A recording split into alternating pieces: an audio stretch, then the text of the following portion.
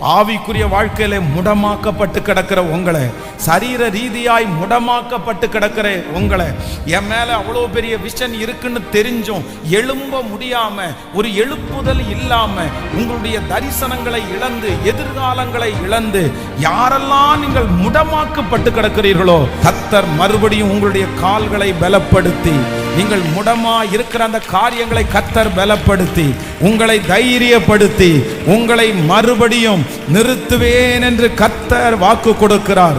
நீங்கள் எதையெல்லாம் இழந்தீர்களோ அது எல்லாவற்றையும் ஆண்டவர் உங்களுக்கு திரும்ப கர்த்தர் தந்து, உங்களை கர்த்தர் பலப்படுத்தி, உங்களை ஆண்டவர் தைரியப்படுத்தி, உங்களுக்குள்ளே ஒரு எழுப்புதல் அக்கினி துகளை கர்த்தர் உங்களுக்குள்ளே போட்டு, நீங்கள் போக வேண்டிய தூரத்தை அடையும்படி பரிசுத்த ஆவியானவர் உங்களுடைய கரத்தை பிடித்து உங்களை கிருபையாய் நடத்த போகிறார். ஆமென்.